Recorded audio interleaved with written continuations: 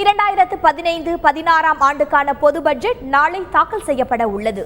இந்நிலையில் இந்த பட்ஜெட்டில் இடம்பெற வேண்டிய அறிவிப்புகள், எதிர்பார்ப்புகள் என்னென்ன என்பது குறித்து பொதுமக்கள், விவசாயிகள், வணிகர்கள், மீனவர்கள், தொழில்துறையினர் உள்ளிட்ட பல்வேறு தரப்பினர் தெரிவித்த கருத்துக்களை இப்போது பார்க்கலாம்.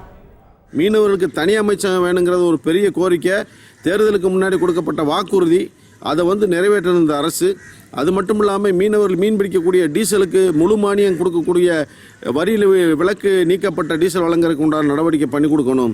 அது மாதிரி மீன் பிடிக்கிறதுக்கு ஒவ்வொரு பகுதியிலையும் தமிழ்நாடு முழுவதும் துறைமுகங்கள் இல்லாமல் மக்கள் கஷ்டப்பட்டுக்கிட்டு இருக்காங்க. அது வெறும் ஏட்டுச் சுரக்காயாக மட்டுமே இருக்குது தவிர அதை நடைமுறைப்படுத்தி எங்களுடைய மீனவர்கள் மீன் பிடிக்கிறதுக்கு எல்லா இடங்களையும் துறைமுகம் அமைச்சு கொடுக்கணும். பஞ்சை சார்ந்த ஒரு உற்பத்தி மட்டும்தான் நாம் முதன்மையாக கொண்டுள்ளோம். இதே இன்னும் இந்த மேன்மேட் ஃபைபர் என்று சொல்வார்கள், MMF, மற்றும் அந்த பாலிஸ்டர் பெட்ரோலியம் ப்ராடக்டிலிருந்து எடுக்கக்கூடிய அந்த பாலிஸ்டர் நூலிலைகளை வைத்து தயாராகும் ஆடைகளை உருவாக்கக்கூடிய ஒரு வழிவகையும் நாம் மேற்கொள்ள வேண்டும் என்பது எங்களுடைய நீண்ட நாள் கோரிக்கை. வரி சலுகைகளை ஏற்படுத்தி கொடுத்தால் திருப்பூர் இன்னொரு 2 மடங்கு திருப்பூர் உயரக்கூடிய ஒரு வாய்ப்பு திருப்பூர்லேயே நிகழ்த்த முடியும்.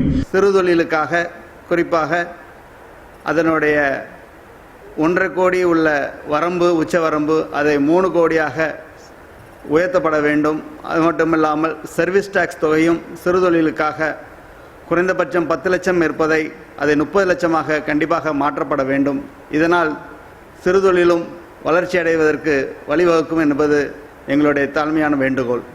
உற்பத்தி பொருளுக்கு தேவையான மூலப்பொருள்கள் வட மாநிலங்களிலிருந்து இங்கே கொண்டு செல்லப்படுவதால் அது டிரான்ஸ்போர்ட் செலவு மற்றும் வரி, அந்த மாநிலத்தில் ஒரு வரி, இந்த மாநிலத்தில் ஒரு வரி என்று பல வரி விதிப்புகளால் மற்ற மாநிலங்களோடு போட்டி போட முடியாத அளவுக்கு இன்று தமிழகத்தில் இருக்கின்ற, குறிப்பாக தென் மாவட்டங்களில் இருக்கிற எங்களுடைய கோவை மாவட்டம் மிகுந்த நெருக்கடிக்கு ஆளாக்கப்பட்டிருக்கிறோம்.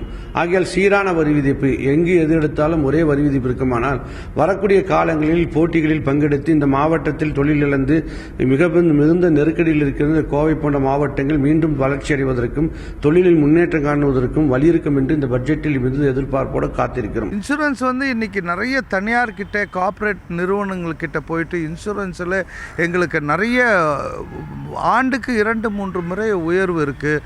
தனியார் இருக்கிறதுனால பார்த்திங்கன்னா அந்த இன்சூரன்ஸில் எங்களுக்கு கொடுக்கக்கூடிய இழப்பீடு எப்படியாவது இதை தட்டி கழிக்கணும், இந்த வண்டிக்கு கொடுக்காம விட்டணும், இந்த வண்டிக்கு கொடுக்காம எப்படி அவாய்ட் பண்ண முடியும் தான் நினைக்கிறாங்க.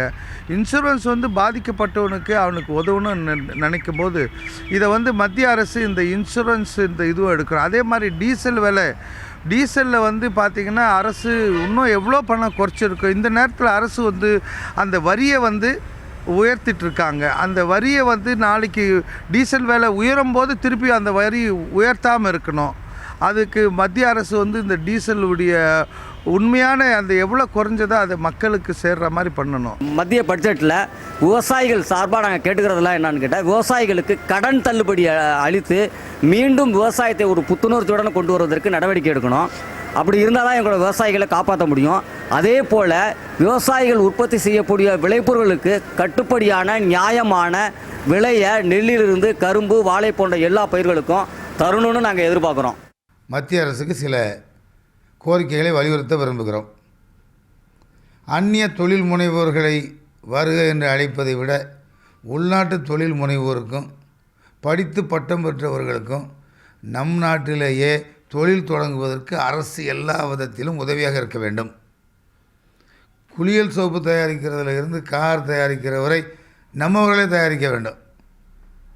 தயாரித்து இந்தியாவிலேயே விற்கலாம், தேவைப்பட்டால் வெளிநாட்டுக்கும் எடுத்து இருக்கலாம். மிடில் கிளாஸை பற்றியே பேசுகிறேன்னா, நிறைய பார்த்திங்கன்னா நம்ம தமிழ்நாட்டிலையும் சரி, இல்லை இந்திய அளவுலையும் சரி, நிறைய மிடில் கிளாஸ் ஃபேமிலி பீப்புள் இருக்கிறாங்க.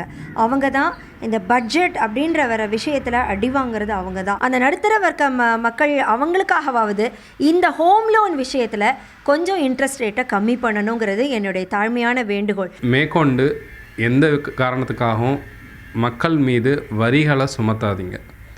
ஏன்னா கடந்த காலங்களில் பார்த்திங்கன்னா எல்லா என்னென்ன எதெல்லாம் மக்கள் வாங்கிறது விற்கிறது எல்லாத்துலேயுமே வரின்னு போட்டு இனிமேல் எதுக்குமே புதுசாக கண்டுபிடிக்க முடியாத அளவுக்கு அவ்வளோ வரிகளை நம்ம மேலே சுமத்தியிருக்கிறாங்க.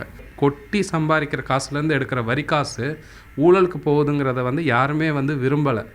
ரெண்டாவது மேலும் வரியை கூட்டிக்கொண்டே போகிறதுனால யாருக்குமே வந்து திருப்திங்கிறதே இல்லாமல் போச்சு. அவங்க சம்பாரிச்சும் அவங்களுக்கு அதை அனுபவிச்சுக்க முடியல.